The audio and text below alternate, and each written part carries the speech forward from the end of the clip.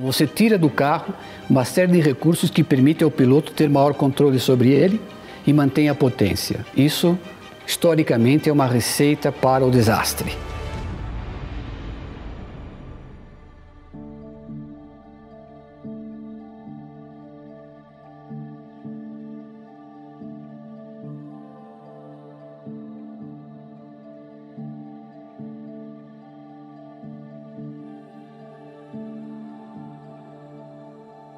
Quando eles assinaram com a Renault, equipe oficial de fábrica, criou-se a perspectiva de a Williams novamente ter um carro vencedor, com uma receita aerodinâmica muito mais avançada do que havia na época. Todos haviam visto que para 92, aquela receita básica da Williams tinha que ser seguida. Era um novo conceito aerodinâmico. Me lembro de o Ayrton dizer para nós, no começo de 92, quando a McLaren começou ainda o ano com o carro de 91. E lá na África do Sul, o Ayrton, no primeiro treino, foi 2 segundos mais lento do que o carro do Mansell. E ele falou para nós, é só você olhar o carro e ver que eles estão num caminho muito diferente da nossa equipe.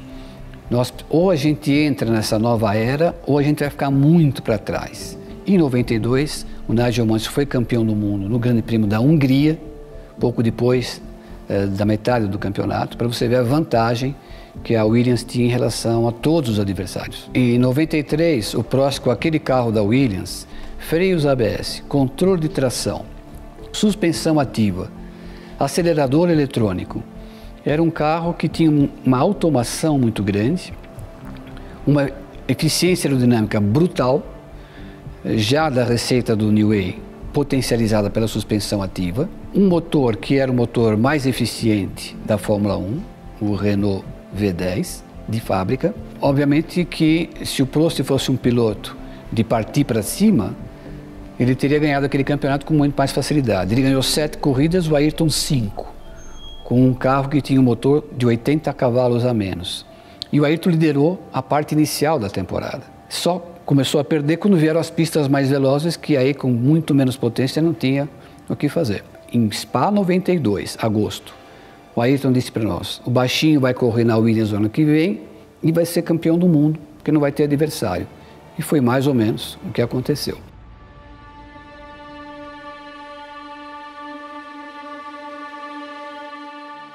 O Frank Williams, que queria o Ayrton de todas maneiras, e o Ayrton queria a Williams de toda maneira, se acertaram e ele foi correr lá em 94. O Ayrton, quando assinou com a Williams em 93 para correr em 94, nós ouvimos do Flávio Briatore esta expressão: eu tenho medo que ele ganhe todas as etapas do campeonato.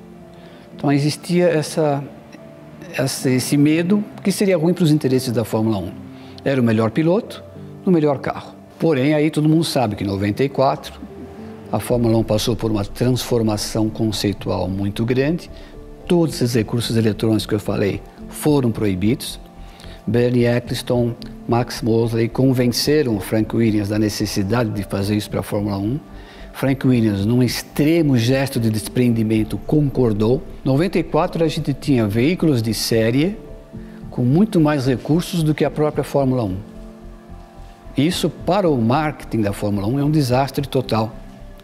Porque o que é a bandeira da Fórmula 1? Nós desenvolvemos a tecnologia que um dia vai estar no seu carro, para mais performance e segurança. Em 94, já no teste do Estoril, o Ayrton dizia para a imprensa toda, este carro é muito difícil de dirigir. Num segundo estágio, ele usou a palavra inguiável. O Adrian Newey, de novo, projetista, para ele ter a eficiência aerodinâmica que ele tinha com o carro anterior, ele fez uma suspensão que não tinha curso. Então, qualquer irregularidade do piso era transferida para o carro. Então, ou ele tinha muita eficiência aerodinâmica numa pista de piso uniforme, isso não existe, as pistas elas têm as suas irregularidades, e outras pistas o carro estolava, ou seja, perdia de um instante para o outro. Então, o Newey fez um carro em 94 em que cabia o volante e o Ayrton mal podia pilotar, ele batia com as mãos nas laterais daquele cockpit. E foi isso que gerou, a partir do GP de Imola, terceiro do ano, que ele estreasse um volante um pouco mais para baixo, para ele poder dirigir.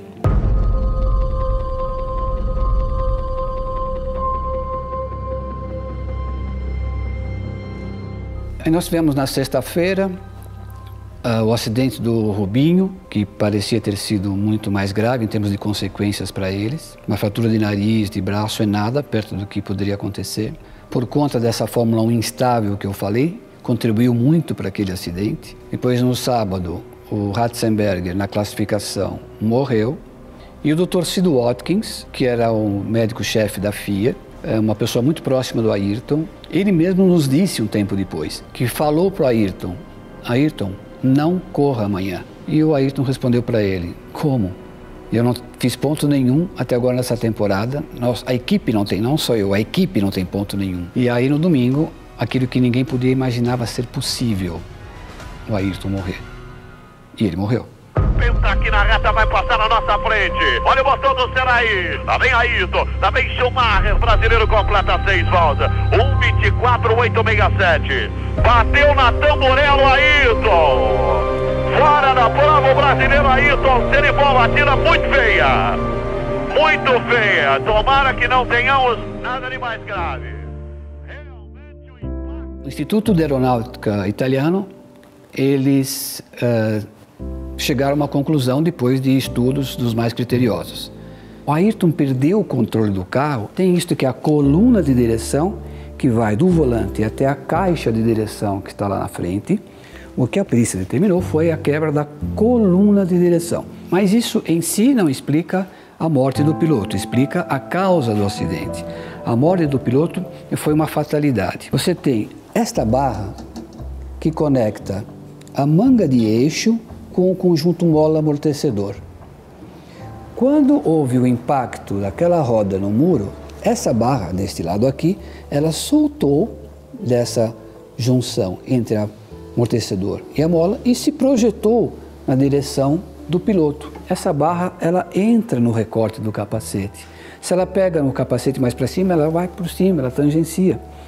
Ao entrar no capacete, comprimiu a cabeça do piloto contra a parte posterior do cockpit, causando a lesão, a fratura de base craniana, que essencialmente foi o que fez nós perdermos o Ayrton Senna. Mas alguns sistemas do carro, eles eram monitorados.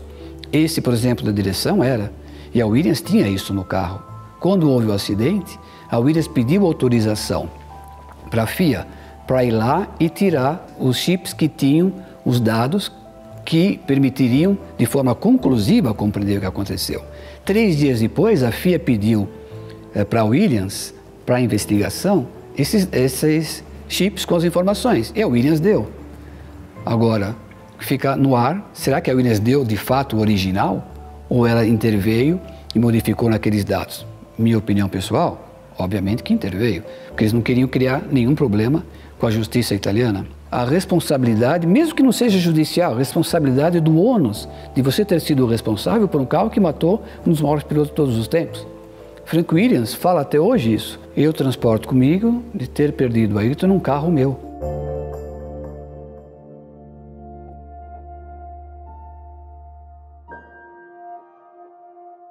Se não fosse essa fatalidade, provavelmente a gente estaria vendo essa cena que a gente está aqui. O Ayrton não teve fraturas que comprometessem a sua vida. Seria provavelmente um piloto que voltaria a competir normalmente num breve espaço de tempo. Teríamos esta cena aqui, que infelizmente fica só para nossa memória.